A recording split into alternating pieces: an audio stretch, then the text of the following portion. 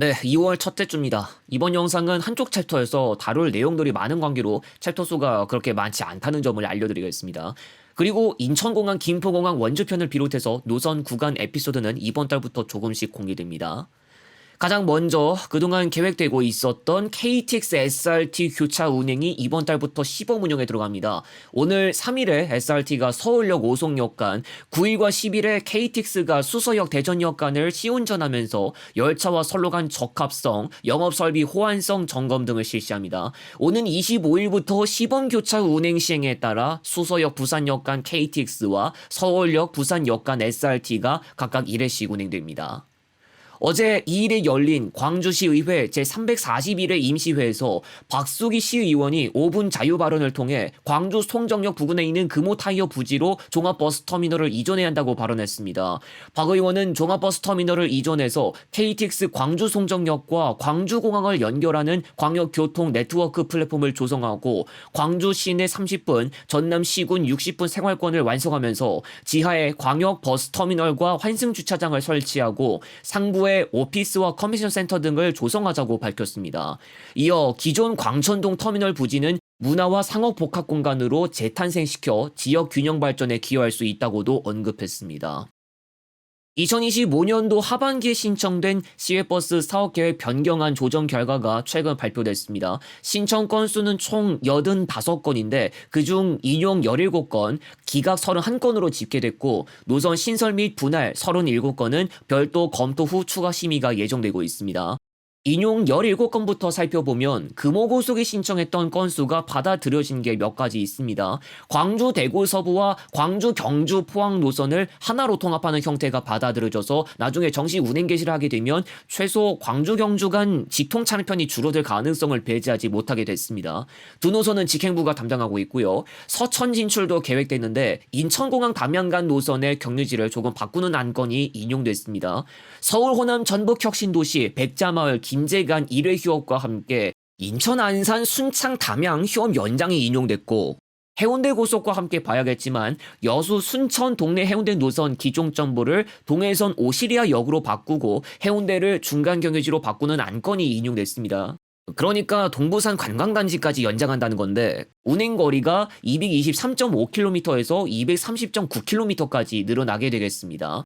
경남도를 통해 신청하고 인용된 다른 사안의 경우 해운대 고속은 기존 청주 양산 해운대 노선에서 안성 청주 간을 합친 형태로 안성 청주 양산 해운대 노선으로 통합 신청했고 대전 복합 양산 해운대 노선 내용을 바꾸어서 대전 청사와 유성까지 연장하는 것이 인용됐습니다. 정식으로 운행을 개시한다면 해운대 고속의 안성 진출과 함께 유성 복합 터미널과 대전 청사에서 이용할 수 있는 영남 방향 행선지가 늘어나게 되겠습니다.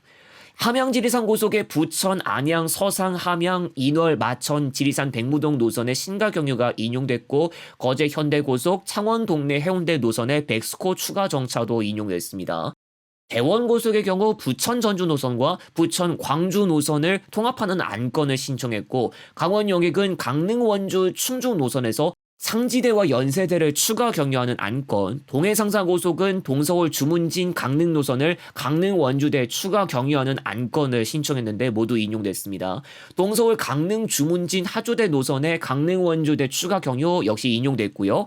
아성고속은 동서울 경주 포항 노선의 서울 지하철 9호선 둔천 오륜역 추가 경유와 천안 세종시 경주 포항 노선의 유성 추가 경유를 신청했고 받아들여졌습니다. 금화여행 김해 경주 포항 노선의 장유 연장안도 인용됐습니다. 별도 검토가 필요한 신설 및 분할 노선의 경우에도 역시 금호고속이 신청한 게 여러 가지가 있는데 신설 노선의 경우 유성이나 서산 당진 출발 행선지를 더 느리거나 춘천 재진출, 서울 경부 진천 음성간도 운행하는 안이 올라왔죠. 경부권 운수사의 경우에도 역시 유성 쪽 노선을 더 느리는 게 눈에 띄는데 특히 경주, 포항, 울산 방향은 예전에 최종 운행 중단된 대전 복합 출발 노선의 간접 부활에 해당하기도 하고 철도밖에 수단이 없었고요. 청주 공항 노선 안건도 올라왔죠. 강원여객은 서울 경부 평창 노선 신설을 신청했는데 직통이 아니라 동서울에서 출발하는 노선과 경유지 형태가 같고 전북 도내 5개 운수사는 청주공항 전북혁신도시 전주간에 신청했습니다. 대전복합 익산 직통 노선 안건도 올라왔고요. 개통 분할의 경우 경기고속은 인천 안산 해남 완도 노선과 인천 안산 고흥 노선을 분리하고 또 영암고속과 함께 동서울 고한 태백 노선을 분리해서 서울 경부에서 출발하는 것도 신청했습니다. 충북고속은 대전 청주 간을 개통 분리해서 유성에 진출하도록 하고 친선고속은 인천 안산 음성 간 개통을 분리해서 안산까지만 단축 운행하는 안건과 수원 제천 간 개통은 일부 안산까지 연장 운행하는 안건을 신청했습니다.